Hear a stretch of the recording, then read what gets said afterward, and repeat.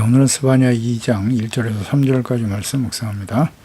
2장 1절로 3절까지 말씀 있습니다. 수치를 모르는 백성아 모일지어다 모일지어다. 명령이 시행되어 날이 겨같이 지나가기 전, 여호와의 진노가 너에게 내리기 전, 여호와의 분노의 날이 너에게 이르기 전에 그리할지어다. 여호와의 규례를 지키는 세상의 모든 겸손한 자들아, 너희는 여호와를 찾으며 공의와 겸손을 구하라. 너희가 혹시 여호와의 분노의 날에 숨김을 얻으리라. 아멘. 심판이 아닌 구원받기를 원하시는 하나님, 하나님의 심판이 매우 가깝고 빠르게 다가올 것이라고 말씀하십니다. 하나님의 진노의 심판의 날에 들려지는 소리는 군사들의 슬피우는 탄식 소리가 가득하게 될 것이다. 하나님께서 이렇게 구체적이고 자세하게 심판의 날이 될 것이라고 말씀하시고 가르쳐 주셨지만, 견고한 성읍과 높은 망대를 의지하며 결코 망하지 않을 것이라고 확신하며 깨닫지 못하고 돌이키지 않는 무지하고 완악한 하나님의 백성들, 결국 바벨론에 의해서 그 날이 임하고 말았습니다. 이 말씀을 들었던 백성들의 반응은 어떠했습니까? 자신들에게 좋지 않은 책망과 심판의 말씀에 대해서는 관심을 갖지 않았고, 거짓 선지자들의 말, 승리, 형통, 성공, 평안, 그 말에 귀를 기울이고 그것을 믿고 의지했습니다. 이처럼 자신들이 믿고 싶은 대로 믿는 것, 이것이 바로 우상 숭배이죠. 이어서 1절에 수치를 모르는 백성아 모일지어다. 수치를 모르는 백성, 그 하나님의 언약의 백성들에게 그들의 죄악이 얼마나 심각한 상태이며 회개하지 않으면 무서운 하나님의 심판이 이루어질 것이라고 말씀하셨지만, 전혀 죄책감을 느끼지도 못하고 자신들의 죄악에 대해서 이방인들에게 멸망을 당하게 될 것이라는 말씀을 듣고도 전혀 수치를 느끼지 못합니다. 그들의 죄악상에 대해서 하나님이 자세하게 언급하시면서 책망하고 돌이키지 않으면 하나님의 공의 심판이 임할 것이라고 말씀하고 있지만, 수치를 느끼지 않아요. 아주 뻔뻔하고 완악한 언약의 백성 이스라엘, 이는 이사야 선지자를 통해서도 말씀하셨죠. 42장 17절에 조각한 우상을 의지하며 부어 만든 우상을 향하여 너희는 우리의 신이라 하는 자는 물리침을 받아 크게 수치를 당하리라. 그러므로 여호와께서 맹렬한 진노와 전쟁의 위력을 이스라엘에게 쏟아 부으심에 그 사방에서 불타오르나 깨닫지 못하며 몸이 타나 마음에 두지 아니하는도다. 하나님이 탄식하시고 선포하셨죠. 그러니까 마지막 심판이 임한 시대의 교회, 오늘날 이 시대의 교회들이죠. 그들에 대한 책망과 경고, 특히 라우디게아 교회에게 주시는 말씀 보면 계시록 3장 17절 18절이죠. 내가 말하기를 나는 부자다, 부요하여 부족한 것이 없다 하나 내 공고한 것과 가련한 것과 가난한 것과 눈먼 것과 벌거벗은 것을 알지 못하는도다. 내가 너를 권하노니 내게서 불로 연단한 금을 사서 부여하게 하고 흰옷을 사서 입어 벌거벗은 수치를 보이지 않게 하고 안약을 사서 눈에 발라 보게 하라. 이 벌거벗은 수치를 전혀 깨닫지 못하고 있다는 거예요. 우리는 부자다, 하나님의 축복을 받아서 부자가 되었고 이 모든 것을 누리며 살고 있지 아니한가. 그러면서도 자신들이 얼마나 수치스러운 죄악 가운데 벌거벗은 상태로 살아가고 있는지를 알지 못한다는 거예요. 과거 이스라엘 백성들이 그랬던 것처럼 모든 시대 또한 그러했고, 오늘날 이 시대, 마지막 심판이 임박한 시대를 살아갈수록 더욱더 이와 같은 현상들은 드러날 것이다. 더욱 뚜렷해지겠죠. 눈먼 것과 벌거벗은 것을 전혀 알지 못하고 있다는 거예요. 수치를 느끼지 못해. 그래서 벌거벗은 수치, 흰 옷을 사서 벌거벗은 수치를 보이지 않게 하라고 말씀하고 계십니다. 모일지어다 모일지어다 외치고 계시네요. 하나님의 성전에 나와서 하나님께 죄를 회개하고 용서받기를 원하시는 하나님이시죠. 여기서 모인다라고 하는 의미는 단순히 성전에 모여 예배하며 기도하는 종교적인 행위만을 뜻하는 것은 아니죠. 성전에 모여 예배하며 기도하는 목적은 무엇인가요? 하나님의 성전, 성막을 세우게 하시고 제사법을 명령하신 목적은 무엇이죠? 성전에 임재하시는 하나님께 나아가 제사장들로부터 율법의 말씀을 듣고 죄를 깨닫고 회개하고 용서받고 의롭다함을 얻은 거룩한 하나님의 백성이 되어 하나님과 화목하기 위해서 성전에 나가는 거 아니겠습니까? 또 교회 나와서 예배드리고 기도하는 목적도 이와 같습니다. 죄악 가운데 살면서도 수치를 모르며 심판이 임박한 당시 하나님의 백성들, 하나님의 성전에 모여 말씀을 듣고 회개하는 일은 무관심했죠. 형식적으로 드려지는 제사와 예배, 하나님의 자녀들이 공개적으로 범죄하면서도 전혀 수치를 하지 못하고 사람들에게 뻔뻔하게 말하고 행동하는 이 시대의 모습과 동일하지 않습니까? 그 하나님의 진노의 날이 임박하고 있음에 대한 방증입니다. 히브리서 10장 19절 이하에 말씀하십니다. 그러므로 형제들아, 우리가 예수의 피를 힘입어 성소에 들어갈 담력을 얻었나니 거기는 우리를 위하여 휘장 가운데로 놓으신 새로운 살 길이요 휘장은 곧 그의 육체니라. 또 하나님의 집 다스린 큰 제사장이 계심에 우리가 마음의 뿌림을 받아 악한 양심으로부터 벗어나고 몸은 맑은 물로 씻음을 받았으니 참 마음과 온전한 믿음으로 하나님께 나아가자. 또 약속하신 이는 미쁘시니 우리가 믿는 또 우리의 소망을 움직이지 말며 굳게 잡고 서로 돌아보아 사랑과 선행을 격려하며 모이기를 패하는 어떤 사람들의 습관과 같이 하지 말고 오직 그날이 가까움을 볼수록 더욱 그리하자.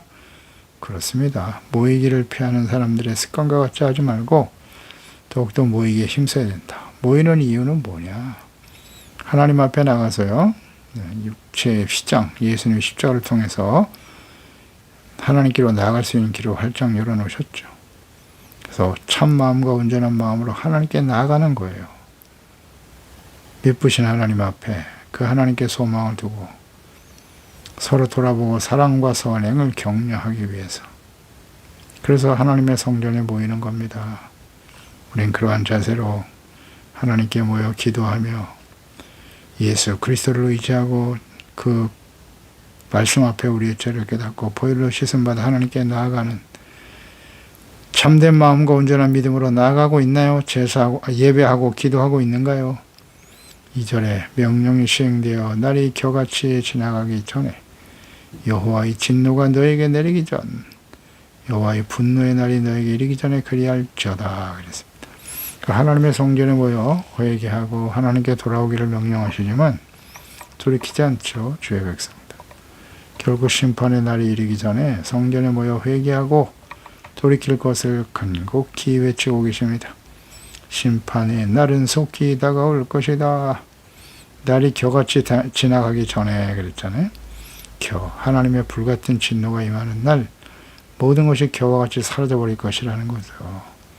그러니까 하나님의 날에 임할 하나님의 심판 앞에 시간이 얼마 남지 않았다는 거예요. 주어진 모든 시간들 자신들을 지켜줄 것이라고 믿고 의지했던 재물, 권력, 인간적인 지혜와 힘, 높은 성벽들 다 불타버리고 말 것이에요. 겨와 같이 불타버리고 말 것이고 겨와 같이 불에 타는 겨와 같이 바람에 날리는 겨와 같이 빠르게 지나갈 것이다. 그러니까 이 기회를 놓치지 말라는 거죠. 하나님의 심판의 날이 속히 임할 것이다. 그러니까 악인의 삶은 하나님의 심판 앞에서 겨와같이 불아이같이 허망하게 불타버리고 날아가 버릴 것이다. 시편 1편 말씀이죠. 복 있는 사람은 악인의 꾀를 따르지 않습니다. 죄인의 길에 서지 않고 오만한 자의 자리에 앉지 않죠. 그러나 악인들은 그렇지 않으며 오직 바람에 나는 겨와 같다. 악인은 겨와 같아요. 그러므로 악인들은 심판을 견디지 못하고 죄인들의 의인의 모임에 들지 못할 것이다. 무릇 의인들의 길은 여호와께서 인정하시지만 악인들의 길은 망하리로다 선포하고 있지 않습니까? 그렇습니다. 악인은 바람에 나는 겨와 같습니다. 악인으로 살아가는 시간, 부와 재물, 권력, 높은 성업, 군사력 다 날아갑니다. 하나님의 심판 앞에 아무런 힘을 발휘할 수 없어요. 겨와 같이 날아갑니다. 나름대로 의미 있는 시간을 보냈다고 말하겠지만 하나님의 심판 앞에 그 모든 시간은 사라질 거예요. 이것이 말씀대로 이루어졌죠. 예수 그리스도의 재림, 또 요한계시록의 마지막 심판, 그날이 임하는 날, 모든 역사 동안 하나님이 지켜보셨던 2000년 이상의 시간이 지금 흐르고 있는데요. 겨와 같이 지나가 버리는 시간이 되고 말 거예요. 우리에게 주어진 인생도 마찬가지입니다. 우리에게 주어진 시간이 얼마나 남았는지 우리 알 수 없지만 의미 없이 겨와 같이 사라져버린 시간이 되어서는 안 된다. 그만큼 임박했다는 거예요. 우리의 주어진 시간이. 구원받은 하나님의 자녀들에게 하나님께서 주시는 이 기회 절대 잊지 말아야죠. 회개하고 돌이킬 수 있는 기회죠. 마가복음 1장 15절에 예수께서 가장 공생의 사역 중에 가장 먼저 하신 말씀이잖아요. 때가 찼고 하나님의 나라가 가까이 왔으니 회개하고 복음을 믿어라. 그래요. 회개하고 복음을 믿어야 하나님의 나라에 설 수 있어요. 기회입니다. 하나님이 세상을 이처럼 사랑하사 독생자를 주셨습니다. 이는 그를 믿는 자마다 멸망치 않고 영생을 얻게 하려 하심이니라. 요한복음 3장 16절이죠. 회개하고 예수 그리스도를 믿어 구원받기를 원하시는 하나님. 회개하고 복음을 믿어라. 구원받은 자녀들에게 이제 곧 예수님의 재림과 원정 심판이 임하실 텐데요. 그때에 마지막 때 교회와 그리스도인들에게 하신 말씀이죠. 계시록 3장 19절 무릇 내가 사랑하는 자를 책망하고 징계한다. 그러므로 내가 열심을 내라. 회개하라. 볼지어다 내가 문 밖에 서서 두드리노니 누구든지 내 음성을 듣고 문을 열면 내가 그에게로 들어가 그와 더불어 먹고 그는 나와 더불어 먹으리라. 이기는 그에게는 내가 내 보좌에 함께 하여 주기를 내가 이기고 아버지 보좌에 함께 앉은 것과 같이 하리라. 아멘입니다. 열심을 내라. 회개하라고 외치고 계시잖아요. 문을 열어라. 문을 여는 게 회개하는 겁니다. 마음을 회개는 내가 해야 되는 거예요. 그럴 때 주님이 들어오시는 거예요. 우리를 용서해 주시고 주님이 우리 안에 우리가 주님 안에 하나 되어주는 은혜를 누리게 되는 것이죠. 그런 사람만이 영광스러운 모습으로 주님을 맞이하게 될 거예요. 우리에게 주어진 시간, 불에 타버리는 겨와 같이 무의미하고 속절없는 시간이 되지 않도록 해야 합니다. 유다 백성들은 불과 30년 후에 일어날 일, 하나님의 심판에 대한 경고의 말씀을 무시했죠. 그래서 바벨론에 의해서 심판을 당하고 말았습니다. 30년의 시간을 불에 타버리는 겨와 같은 시간이었죠. 아주 짧은 시간입니다. 악하고 배역한 시간으로 날려보냈다. 그 악인의 삶은 바람에 나는 겨와 같은 거예요. 불타버리는 겨와 같은 시간들이 될 것인가. 하나님 앞에 인정되어 영원한 시간으로 만들어갈 것인가. 가치 있고 복된 하나님이 기뻐하시는 시간으로 만들어갈 것인가. 잘 생각해야 합니다. 우리의 결단이죠. 악으로 쌓은 재물, 권력, 명예, 세속적인 성공, 쾌락 모두 다 하나님의 진노의 불에 타버리고 말아요. 고린도전서 3장에 말씀하셨죠. 예수 그리스도의 터 위에 집을 지으며 살아가는 것이 그리스도인의 삶인데, 건축하는 자, 나무와 풀과 짚으로 건축하는 사람이 있고 세우는 자가 있고 금은 보석으로 세우는 자가 있다.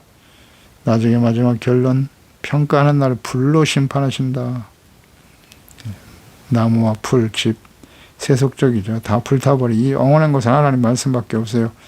나무, 인간적인 지혜와 지식, 재물, 권력 다 불타버립니다. 금은 보석은 무엇이겠습니까? 하나님께 대한 사랑과 믿음, 순종. 이것은 영원히 하나님 앞에 기억되고 인정되어서는 사라지지 않는 가치잖아요. 하나님의 말씀, 하나님과 그분의 말씀을 따라 살아가는 시간들, 하나님이 기억하시는 시간이죠. 그러므로 하나님 앞에 경건한 예배자가 되도록 항상 힘써야 돼요. 주님의 날이 임하기 전에. 그 하나님의 심판의 날이 임박할 때에 해야 할 일이 무엇이뇨? 3절에 나와 있네요. 여호와의 규례를 지키는 세상의 모든 겸손한 자들아, 그러네요. 너희는 여호와를 찾으며 공의와 겸손을 구하라. 너희가 혹시 여호와의 분노의 날에 숨김을 얻으리라. 자, 하나님의 진노의 심판이 임할 것인데 그날 여호와의 분노의 날에도 숨김을 얻는 사람이 있다. 숨김을 얻는다는 건 구원을 얻는다는 거겠죠. 어떤 사람이 그 하나님의 심판의 날에서 구원을 받습니까? 여호와의 규례를 지키는 겸손한 자들아. 겸손한 사람이 하나님 앞에 서는 거예요. 심령이 가난한 자는 복이 있나니 천국이 저희 것임이라 그랬지 않습니까? 예수님의 말씀과 같죠. 그러니까 겸손한 사람들은 어떤 사람이에요? 하나님의 규례, 하나님의 말씀을 듣고 잘못된 죄악은 버리고 회개하고 용서받고 돌이키는 사람들이겠죠. 겸손, 자기의 죄를 깨닫고 진실한 마음으로 회개하고 돌이키는 사람들이 겸손이에요. 또 겸손한 사람, 구원에 참여할 사람, 겸손하지 않으면 절대 주님 앞에 설 수 없어요. 교만한 자는 대적하시고 겸손한 자에게 은혜를 주시나니라. 또 너희는 여호와를 찾으며 그랬잖아요. 하나님을 간절히 찾았다. 겸손한 자, 하나님을 찾는 자. 그래요. 하나님 앞에 그 규례를 지키고 겸손히 주님을 바라보는 사람인데요. 뭐 규례, 하나님의 율법이겠죠. 율법과 계명은 핵심은 뭐죠? 하나님 사랑, 이웃 사랑이죠. 하나님 사랑, 이웃 사랑이에요. 이걸 지키는 사람이 곧 하나님의 구원의 은혜에 참여하는 사람이겠죠. 네. 예수님께서는 10계명, 1계명에서 4계명이 하나님 사랑, 5계명에서 10계명이 이웃 사랑인데요. 이것을 한 문장으로 요약하셨죠. 새 계명, 요한복음 13장 34절. 새 계명을 너에게 주노니 너희가 서로 사랑하라. 내가 너희를 사랑한 것 같이 너희도 서로 사랑하라. 새 계명이잖아요. 그렇습니다. 서로 사랑하라. 주님이 우리를 사랑하신 것 같이. 그러니까 주님이 우리를 어떻게 사랑하셨는가. 그 아가페 사랑을 맛보지 못한 사람은 이 사랑을 실천하기 어렵겠죠. 네. 그 사랑은 오직 하나님의 성령께서 우리 가운데 부어주시는 겁니다. 거듭난 사람만이 가능하죠. 이 사랑을 이웃 사랑을 실천하는 것이고 율법을 지키는 거라고 로마서 13장 8절이 하죠. 피차 사랑의 빛 외에는 아무에게든지 아무 빛도 주지 마라. 남을 사랑하는 자는 율법을 다 이룬 것이다. 간음하지 말라, 살인하지 말라, 도둑질하지 말라, 탐내지 말라 한 것과 그 외 다른 계명이 있을지라도 내 이웃을 내 자신과 같이 사랑하신 그 말씀 가운데 다 들었다. 사랑은 이웃에게 악을 행하지 않는다. 그러므로 사랑은 율법의 완성이다. 라고 말씀하고 있죠. 예, 간음하지 말라. 이거 다 이웃사랑 계명이죠. 5계명에서 10계명 말씀이에요. 내가 내 이웃을 내 자신과 같이 사랑하라고 하신 말씀 속에 모든 계명이 다 들어있다는 거예요. 그래서 이웃을 사랑하는 것이 곧 율법의 완성이다. 갈라디아서 5장 13절 14절 말씀도 마찬가지죠. 형제들아 너희가 자유를 위하여 부르심을 입었는데 그러나 그 자유로 육체의 기회를 삼지 말고 오직 사랑으로 서로 종노릇하라 그랬어요. 온 율법은 내 이웃 사랑하기를 내 자신과 같이 하라 하신 말씀에서 이루어졌나니라. 아멘입니다. 네, 이웃 사랑의 실천. 이것은 주님의 명령이에요. 새 계명이잖아요. 이걸 실천하는 것이 곧 하나님을 사랑하는 것이고 율법 전체를 온전히 이룬 것과 같다. 라고 말씀하셨죠. 그러니까 이웃 사랑의 계명의 말씀을 온전히 순종하는 사람이 겸손한 사람이고 주님의 말씀 앞에서 언제나 사랑을 실천하지 못한 자신의 모습 때문에 애통하고 회개하고 돌이키는 겸손한 사람, 이런 사람들이 어떤 은혜를 받겠습니까? 죄사함과 구원의 은혜를 받게 되는 거예요. 잠언서 3장 34절에도 진실로 그는 거만한 자를 비웃으시고 겸손한 자에게 은혜를 베푸신다 하셨고요. 야고보서 4장 6절이잖아요. 더욱 큰 은혜를 주시나니 하나님이 교만한 자는 물리치시고 겸손한 자에게 은혜를 주신다. 그 은혜의 의미가 무엇인가를 잘 생각해야 돼요. 죄사함 받고 용서받고 의롭다함을 얻는 거죠. 또 여호와를 찾으며 공의와 겸손을 구하라 그랬어요. 여호와를 찾는 사람, 공의를 구하는 사람이죠. 그러니까 하나님을 찾는 사람은 하나님의 말씀을 사모하는 사람이에요. 그리고 그 말씀 앞에서 자신의 죄를 깨닫고 회개하고 용서를 구하기 위해서 진실한 마음으로 참된 믿음과 온전한 마음으로 하나님께 나가 예배하며 기도하는 사람들이겠죠. 그런 사람들이 하나님을 찾는 거예요. 하나님의 말씀을 사모하는 거예요. 말씀 앞에 드러난 자신의 모습을 깨닫고 돌이키는 사람이에요. 경건의 삶을 기뻐하는 사람이에요. 이걸 지속적으로 실천하는 사람들이 바로 하나님을 찾는 거죠. 그러니까 하나님으로부터 주어지는 자신의 욕망을 성취하려고 하는 그런 게 하나님을 찾는 게 아니고요. 진실로 거룩하신 하나님, 사랑이 많으신 하나님, 그 하나님의 뜻을 온전히 지켜 순종하는 것을 기뻐하고 즐거워하고, 이게 진정 하나님을 찾는 자들 아니겠어요?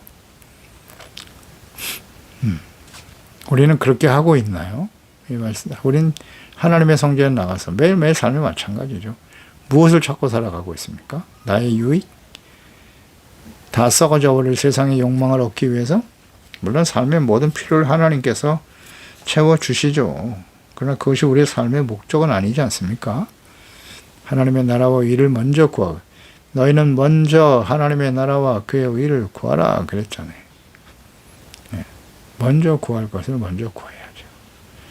무엇을 추구하며 삶의 목적과 가치를 어디에 두고 있느냐는 거죠. 하나님이십니까? 아니면 재물입니까?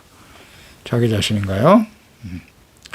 하나님은 다 알고 계시죠. 속일 수도 없고요. 그래서 시편 1편 1절로 2절이죠. 복 있는 사람은 악인의 길을 따르지 않아요. 죄인의 길에 서지 않습니다. 오만한 자의 자리에 앉지 않고요. 오직 하나님의 율법을 즐거워하는 사람이 즐거워해요.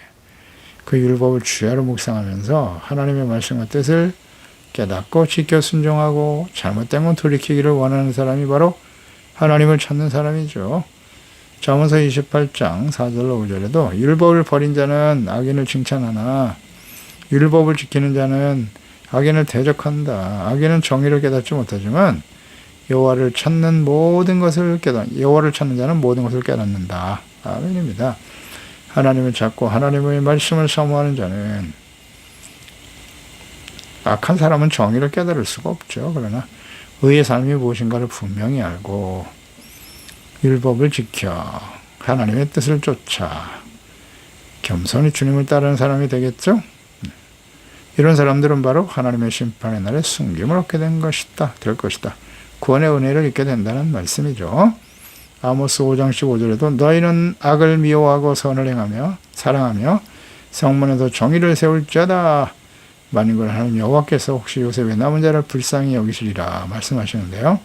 정의를 세우고 악을 미워하고 겸손히 하나님을 구하는 자가 되어야겠죠. 기도했습니다. 하나님 아버지, 오늘도 하나님께서 악을 행하는 하나님의 백성들을 향하여 돌아오라고 간절히 외치고 계십니다. 그러나 하나님의 말씀을 듣지 않고 여전히 죄악된 길에서 완악함과 교만함으로 살아가는 하나님의 백성들, 결국 멸망의 길에 설 수밖에 없게 되었는데요. 그 하나님의 심판 중에도 하나님은 긍휼을 잊지 아니하시고 하나님을 찾으며 공의와 겸손을 구하는 자, 하나님이 그 여호와의 분노의 날에 숨김을 얻어 구원받을 수 있다고 말씀하십니다. 주여, 이제 예수 그리스도의 재림과 마지막 심판의 임박한 시대를 살아가고 있는 저희들 아니겠습니까? 주님, 오늘 말씀처럼 우리가 하나님의 말씀에 귀를 기울이고 예수 그리스도의 삶을 본받고 성령님의 인도하심을 따라 진리의 말씀을 지켜 순종하는, 주님이 우리를 사랑하신 같이 서로 사랑함을 실천해가는 하나님의 진실한 자녀들, 참된 하나님의 자녀로 하나님을 찾고 그리스도를 찾으며 하나님의 나라와 의를 먼저 구하고 공의와 겸손을 구하는 자들이 되어서 주님 오시는 날 영광스러운 모습으로 주님 앞에 서게 하시고 영원한 하나님 앞에 설 수 있는 우리 모든 지와 가족들 자녀들이 되게 해주세요. 예수님의 이름으로 기도드립나이다. 아멘.